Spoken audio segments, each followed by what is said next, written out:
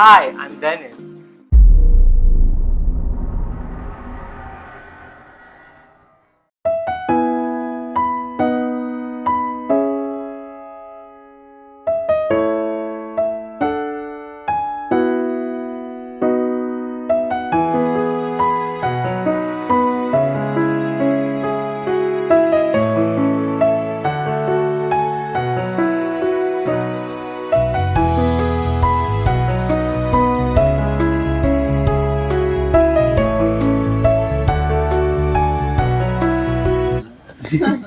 Sige, good morning, magandang umaga. I'm Louis Montalvo, JJ Jomar asked me to facilitate or host this event. Actually, this is the second launch of the book that JJ had put together in memory of Dennis. The first one was in Antipolo in his house last week, was it? And there were only about, what, 5, 6 people there. So this is a really, really solid crowd. And I also hosted that event. Sabi ko rin that at that time na the people that JJ invited are people really close to his heart and to the heart of Dennis. So that you're here, invited and agreed to come, I think should give you the message that you are all very important to him, to Dennis. Where the flow of this morning is going to be very, very simple. We'll ask JJ to first talk about why the book, why is it important, why was it significant for him, and why did he decide to do this at this particular time.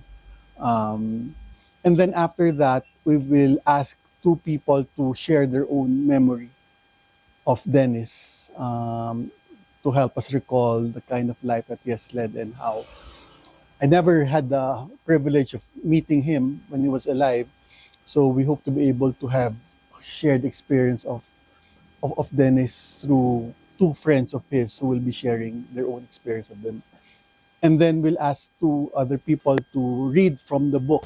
I'm not sure whether napili na yung excerpt or it's just going to be randomly selected. And then after that, we'll be showing a short video that Jomar did to be able to explain his own journey over the past 3 years since he lost Dennis. Okay, so we'll ask Jomar to come forward. Kinakabahan talaga ako. Thank you, Sir Louis. So before we begin, I want to thank Carol. Kasi because of Carol, she connected me with Miss Kat. So because of her, nakita ko yung place. I'm really blessed. And lahat kayo, somehow, are very special to me. Kasi parang I believe na lahat kayo were sent by Dennis. Na parang because of all of you, now I'm coping up with what I'm doing in life. And I'm very happy. Kasi, I don't wanna cry. But I just want to read the note I wanted to give for Dennis in this book. So these are 10 piling akda ni Dennis. So umiiyak kayo, naiyak tuloy ako. So this is a story this is the excerpt I wanted to say. Mahal, araw-araw kitang naiisip. Lagi kang kalakip sa mga ginagawa ko. Habang buhay akong magluluksa sa pagkawala mo. Pero ipinapangako kong mabubuhay ako na may kabuluhan. Sana magustuhan mo itong regalo ko sa ika-55 kaarawan mo. Mahal na mahal kita. Ikaw lang, M. Habang buhay. Nagmamahal, M. So, yun. So, I want to share sa inyo na parang over the past 2 months, I've been fundraising to publish this book. Pero parang I don't know, parang feeling ko Dennis always guides me. Kasi parang nahihirapan ako mag-fundraise, pero out of the blue, Thai Airways messaged me. Kasi diba we had the ticket that was not used kasi we had repat flights from Yangon. So parang bigla na lang after noon na-solve na lahat ng problema. Because of that, na-publish yung book. And also thank you to all the people who has been part of this book. And yeah, and I want to invite 2 of my close friends to tell about Dennis. So I'm gonna call my best friend Eunice kasi she has met Dennis. And Eunice, come, please talk about Dennis. Then later you can also explain how you came up with the book. Late. Yes, sige. Sit down, Des. Yan. Yan. Nakakainis ka, on the spot mo ako. Hello everyone. Bale, si Sir Dennis, I've met him nung college pa kami ni Joms. Sobrang bait niya. Tapos parang he's a very friendly person tsaka family man. Nakita ko kung paano niya sinamahan si Joms sa Thailand, ay sa Myanmar through ups and downs. Tapos, ganun din si Joms sa kanya. I really witnessed how they loved each other. Parang pati sa family nilang dalawa. Para every special events din, minsan nandun ako, lalo na pag umuwi di sila dito sa Philippines. Sobrang very warm ni Sir Dennis. Parang hindi mo ma-feel sa kanya na ibang tao ka. That's how I see Sir Dennis. Isa pa nakakakilala si England.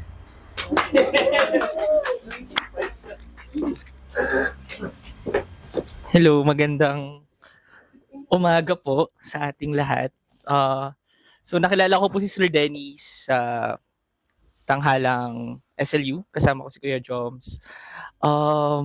Mabait na tao si Sir Dennis bilang isang scriptwriter. Hands-on siya sa pagtulong sa teatro at karamihan ng mga output or mga pine-present naming mga dula ay mula sa likha niya at tunay nang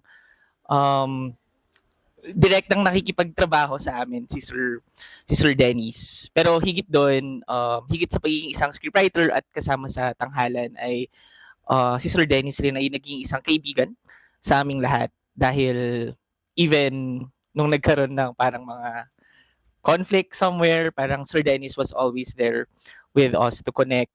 Ayan, parang hindi nakalimot ever. Hindi nakalimot kailanman si Sir Dennis. Kaya para sa amin din, hindi rin ganun kadali para malimutan din namin siya.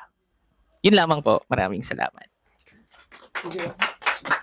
Meron kasi si JJ chose two friends. Baka meron pang ibang gusto magbahagi or mag-share about your experience with Dennis. Something you would want then JJ to know particularly, baka hindi niya alam. Later ha. Sayang, parang it's also our way of commemorating his life now that he's no longer with us. Sige. So we'll ask JJ lang to explain a bit what this book is all about. Paano niya na-collect yung mga writings ni Dennis to be able to come up with the book. So parang Dennis has written a lot of scripts. Tapos parang while I was browsing our stuff, may nakita akong sinulat niya sa akin. Parang 13 years ago, he said to me, Mahal, lahat ng mga tula ko para sa'yo. Sabi niya sa akin, alagaan mo. So when I was thinking, ano ba yung gagawin kong magandang birthday gift kay Dennis?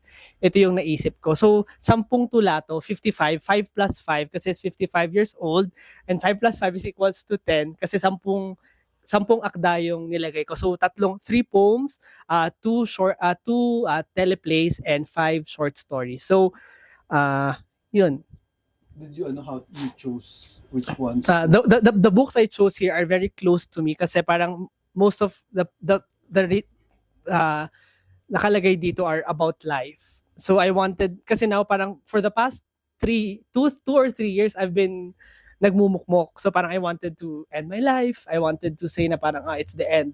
Pero parang I wanted to give hope din sa ibang tao na parang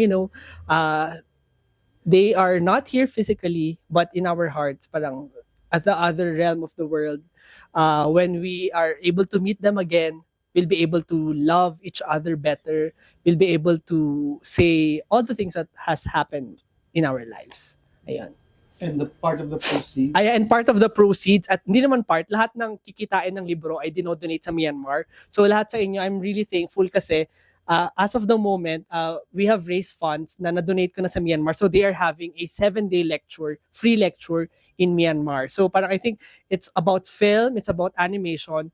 So because of all your proceeds, your purchasing the book, we are able to help, I think, 20 or 30 students in Myanmar. And in Myanmar, it's quite a difficult situation because of the coup d'etat. But Dennis always wants kasi to help Myanmar. Parang special yung Myanmar sa amin. So, thank you for purchasing the book. Yeah. Yeah. So second to the last, I'll just ask some people to read the book. Dahil humahagulhol si Jill, I'll want her to read part of the poem. Ay, part of the Come, Jill. Biglaan ulit. Okay. Yeah. So this one, Jill. This is, yeah. Okay. Ay, sorry. Do I have to stand up? Okay, I'll stand up. Hiling. Bata pa lang ako, grounded na ako sa reality. Tuwing Pasko, kapag pinagsasabit kami ng medyas para paglagyan ng regalo ni Santa Claus, hindi na ako nagkukumahog na maghagilap ng pinakamalaking medyas. Masaya na ako sa kung ano ang makukuha ko kinabukasan. Alam ko naman na hindi kakayanin ni Santa Claus na isiksik doon ng TV set o bisikleta o bagong pares ng rubber shoes. Kapag may exams, ayos na sa akin ang makapasa. Nagkakataon lang na lagi mas mataas ang nakukuha ko kaysa sa mga kaklase ko. Kaya ayun, may issue sila pag akong nakakakuha ng highest score. Nagsimula lang akong umasa ng higit pa sa kung ano ang meron ako nang nangarap akong maging manunulat. At nalaman ko ang kahulugan at kahalagahan ng Palangka Award.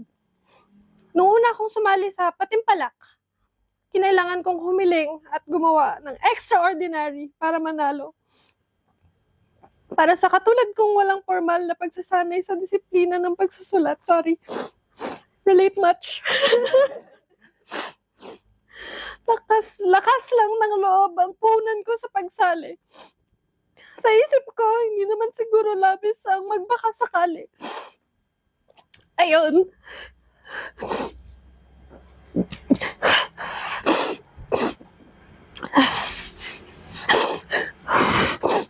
Thank you. Sorry, not very cutesy, not very demure. Ayun, nang sumali ako, nagsimula akong magdasal. Pero yung dasal ko, very specific. Nagkataon pa talaga na ito napunta.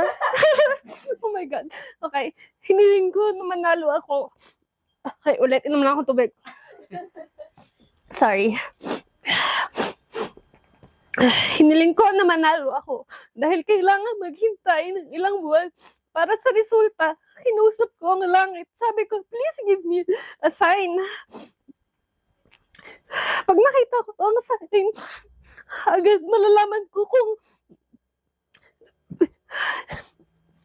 dininig ng langit ang pagsusumamo ko. Kung ang mga kaibigan ko, true love at success sa career ang dinedemand. Ako, isang palaka. Sorry. Sobrang.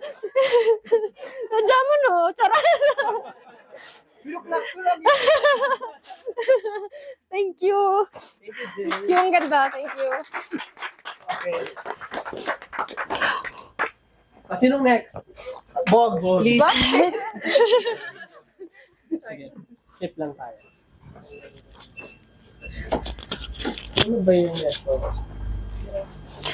Baka naman makarelate ulit. We have to look for something na medyo... Message daw ni Sir Dennis.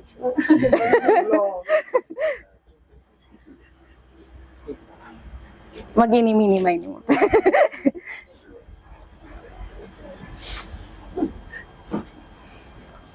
Wait. Charot. Hanap lang ako ng short kasi mamaya baka.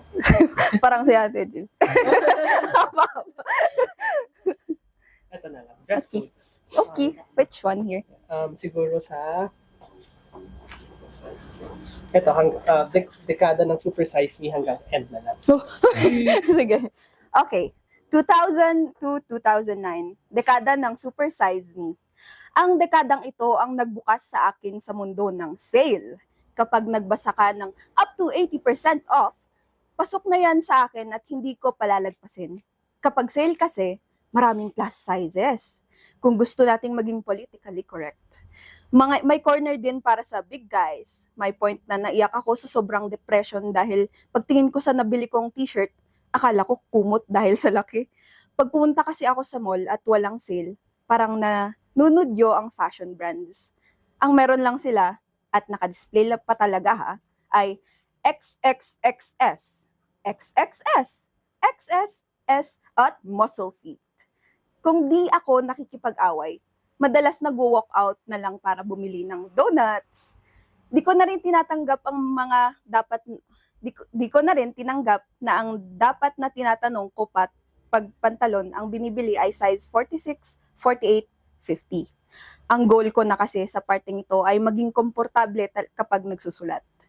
Huwag na nating isingit dito ang usaping ng underwear kasi malamang kailangan nila ng hiwalay na exposure.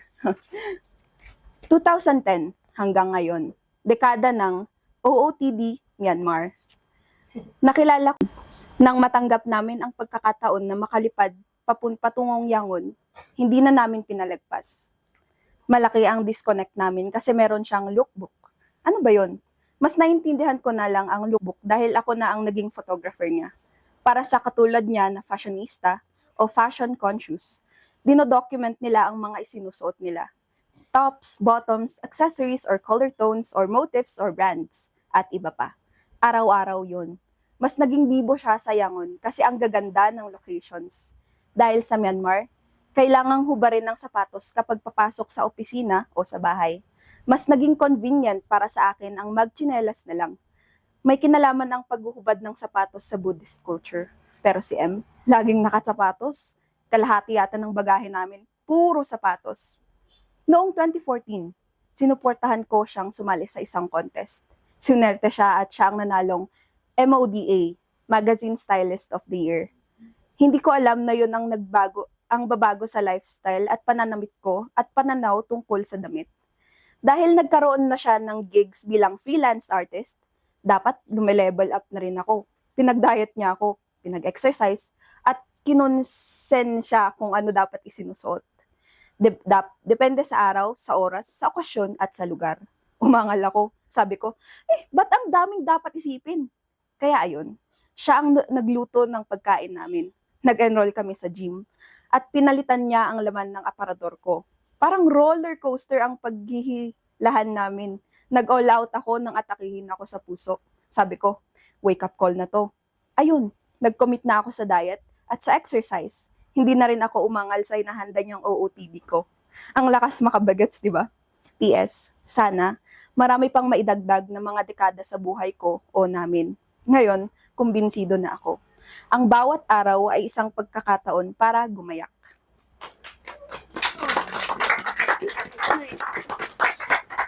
So, ayan. So we're about to conclude. Thank you po sa inyong lahat. Pero Nag-ano ba? May book sign ba? na-sign ko na sila. So parang yung mga nag-pre-register ka, naglagay na ako ng mga simple notes sa inyo. Tapos before we end, I just wanted to share a film I created for Dennis. So medyo masaklap din ang kwento nito kasi this short film is the film that I created. I wanted to give it to Dennis, pero how do I say? Sinali ko siya sa Gawad Alternativo in a film contest. It wasn't chosen.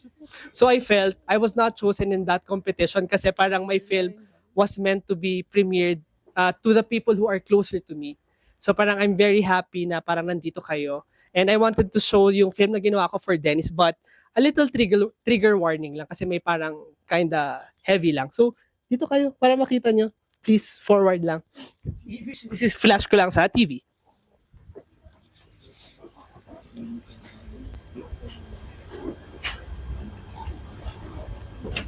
So the title of the short film is Ikaw Lang M Habang Buhay. So I wanted to dedicate this film to Dennis and to all of you. Kita ba lahat? Sige na to kayo. So you can see. Sige na. Carol. I'll play it lang ha. Let's see the audio of Rinig. Can you wait? Yung audio, so, narinig nyo naman, no?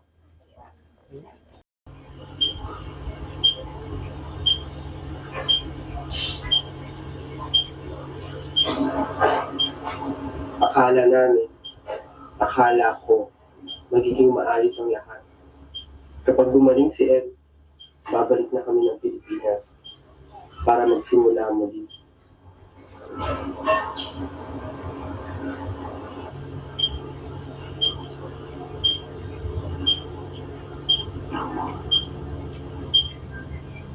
Pero sablay.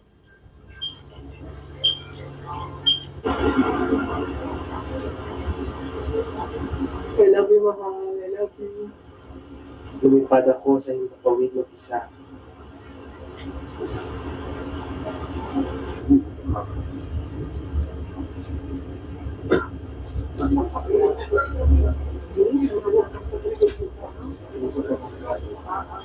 Kasi nauna na si Em at doon na siya mumamalagi.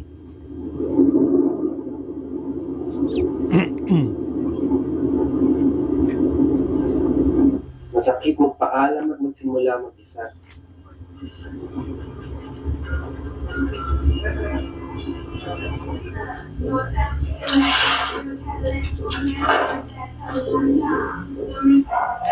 Jordan, Jordan.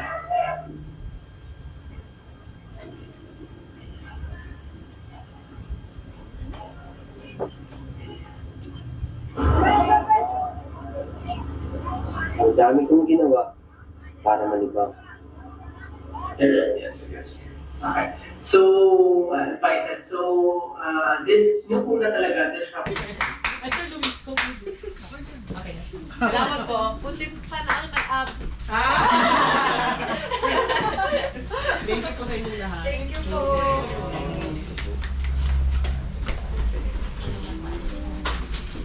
You can eat pa. Coffee and stuff. Please, coffee. If you want. ka lang ng